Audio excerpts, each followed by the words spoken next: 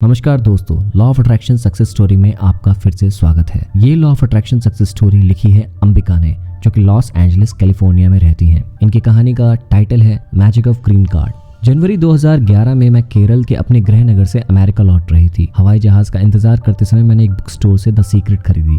Los Angeles जाने वाली उड़ान में इसे पढ़ने के बाद मेरी जिंदगी बदल गई। तब तक मैं जीवन भर नेगेटिविटी से जूझती रहती थी, लेकिन द सीक्रेट की नसीहतों ने मेरा नजरिया बदल दिया और भविष्य की भागदौड़ मेरे हाथों में थमा दी। वैसे इतना बता दूं कि मैं कई बार पटरी से फिसली। मैं अक्सर अपनी नई नौकरी, सुंदर नए मकान और बेहतरीन नए संबंधों के वरदानों को नजरअंदाज कर देती थी और उन चीजों पर ध्यान केंद्रित करने लगती थी जो मेरे पास नहीं थी, खास तौर पर अमेरिका में बसने वाला ग्रीन कार्ड। मेरे अल्पकालीन विवाह की बदौलत मुझे अस्थायी ग्रीन कार्ड मिल गया था, लेकिन स्थायी ग्रीन कार्ड पाने के लिए मुझे यह साबित करना था कि विवाह असली था और अब भी लीगल था। विवाह तो असली था, मेरे भावनात्मक घाव इस बात का सबूत थे। लेकिन शादी के बमुश्किल 1 साल बाद ही मैं अपने पति से अलग रहने लगी थी और हमारे तलाक की प्रक्रिया अंतिम दौर में थी।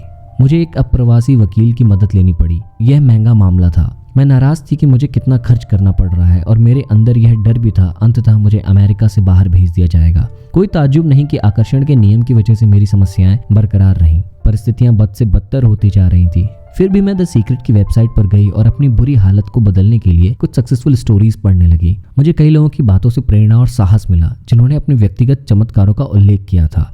मैंने तुरंत ही इसे आजमाने का निर्णय लिया। मैंने अपने वर्तमान ग्रीन कार्ड की 2 कलर फोटोज निकाली और उनकी समाप्ति तिथि यानी कि उनकी लास्ट डेट 2011 से 2021 कर ली। मैंने इसकी एक तस्वीर अपने ऑफिस में लगा ली जहां मुझे यह दिखती रहती थी और दूसरी तस्वीर मैंने अपने पर्स में रख ली।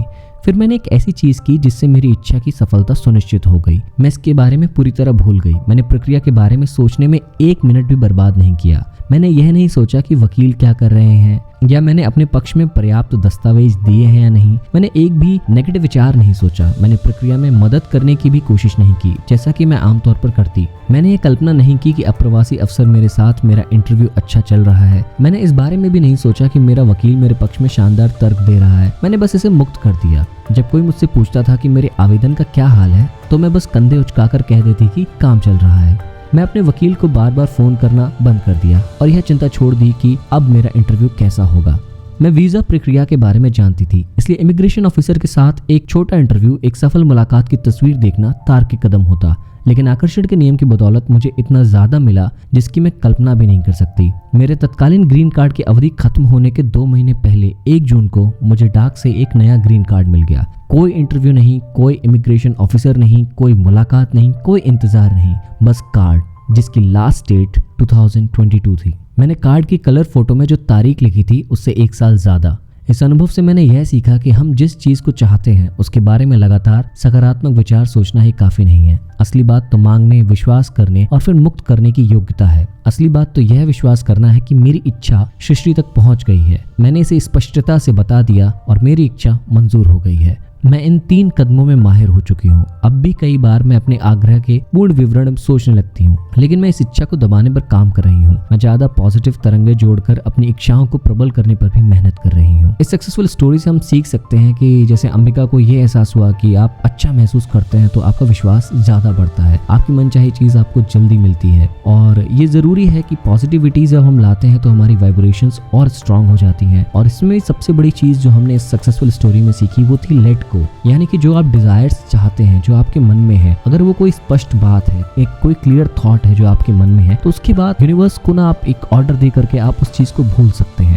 यानी कि उसके बारे में रोज अगर आप ये सोचते रहेंगे होगा होगा होगा होगा, तो वो एक सप्रेशन या फिर मेंटल स्ट्रेस क्रिएट करेगी। लेकिन जब आप कोई चीज मांग लेते हैं और ये विश्वास कर लेते हैं कि वो चीज आपकी है और उसके बाद आप यूनिवर्स पर छोड़ देते हैं कि कब और कैसे वो सारी प्रक्रिया होंगी और वो कैसे सारी चीजें घटित होंगी, कैसे संगठित होंगी, वो जब आप यूनिवर्स पर छोड़ देते हैं तो सारी की सारी कायनात उसके लक्ष्य जो आपने मन में सोचा होता है उसको मिलाने का काम करती है। तो ये अंबिका की सक्सेसफुल स्टोरी थी। सक्सेसफुल स्टोरी में उन्होंने लिखा है कि वो कई सारी सक्सेसफुल स्टोरी खुद पढ़ती थी जिससे उनके जीवन में परिवर्तन आया। तो आप भी हमारी लॉ ऑफ अट्रैक्शन की सक्सेसफुल स्टोरीज पढ़ते रहिए जिससे आपके जीवन में एक अच्छे परिवर्तन आए और जो आप मैनिफेस्ट करना चाहते हैं या लॉ ऑफ अट्रैक्शन पे जो आपका बिलीफ है वो और बढ़े। Thank you for listening and happy manifesting.